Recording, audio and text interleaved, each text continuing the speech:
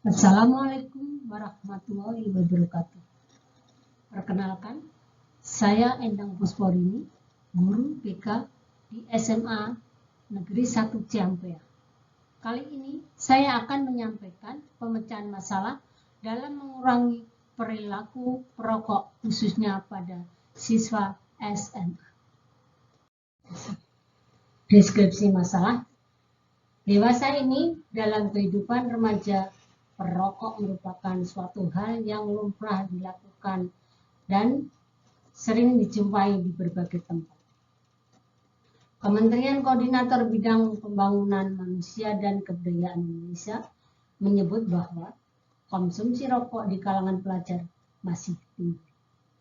Ada 18,8% pelajar usia 13-15 tahun yang merupakan perokok aktif. Temuan lain disampaikan oleh Dr. Grace, peneliti senior Pusat Kajian Gizi Regional PKGRUI, bahwa sebanyak 32,1% siswa Indonesia di rentang usia 10-18 tahun pernah mencoba mengkonsumsi produk tembakau. Kebiasaan perokok dianggap dapat memberikan kenikmatan bagi perokok itu sendiri, seperti timbulnya rasa kepercayaan diri yang tinggi pada pelajar dan lebih meningkatkan konsentrasi dalam menghadapi masalah atau perokok menjadi alternatif yang mereka beli karena dianggap dapat mengurangi ketegangan dan membantu relaksasi untuk mengurangi stres. Dari adanya anggapan tersebut, membuat perokok di Indonesia berjumlah sangat besar. Namun, pada kenyataannya, perilaku perokok banyak memberikan efek negatif bagi perokok itu sendiri. Merokok dapat menimbulkan berbagai efek negatif seperti berbagai jenis kanker, penyakit jantung, penyakit pernafasan, kematian dini, dan masih banyak lagi. Hal ini juga terjadi di SMA Negeri 1 Ciampea, khususnya kelas 11 IPS 3. Dari jumlah siswa 36, sebanyak 7 siswa yang merupakan perokok aktif. Hal ini cukup membahayakan bagi kesehatan mereka yang masih dalam masa pertumbuhan.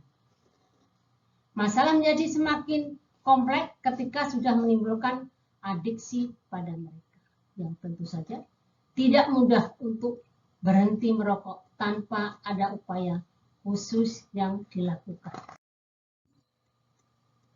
Akar masalah.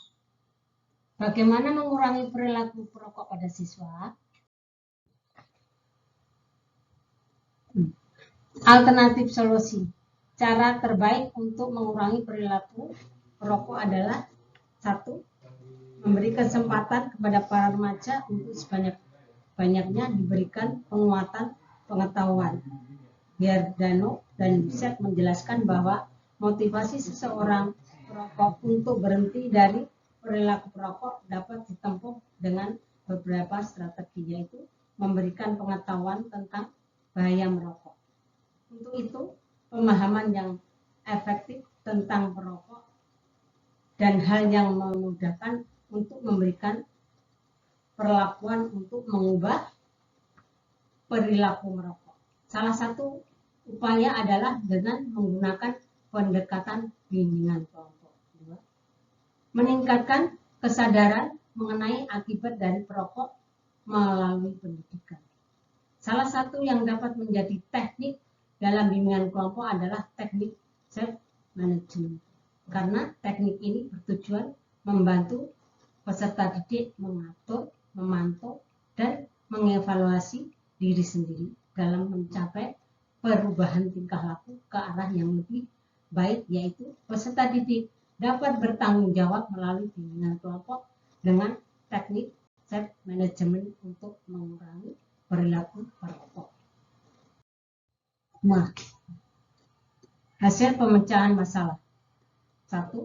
Pendekatan bimbingan kelompok merupakan pendekatan sikap yang menekankan pada pengetahuan seseorang dan berorientasi pada action oriented dalam mengambil cara untuk mengubah sikap tingkah laku, di mana bimbingan kelompok memiliki prediksi mendasar dalam mempelajari sikap tingkah laku dengan mengganti sikap yang lalu menjadi sikap yang baru. Karena salah satu yang benar baik buruk merupakan potensi yang dimiliki oleh manusia. Manfaat bimbingan kelompok sebagai sarana modifikasi perilaku, yakni mengajak klien untuk menentang pikiran atau emosi yang salah dengan menampilkan bukti yang bertentangan dengan keyakinan mereka tentang masalah yang dihadapi. Perubahan perilaku rokok menjadi berhenti merokok akan lebih efektif jika menjadi melalui proses internalisasi di mana perilaku berhenti merokok tersebut dianggap bernilai positif bagi diri sendiri, individu sendiri, dan diintegrasikan dengan nilai lain dari hidupnya.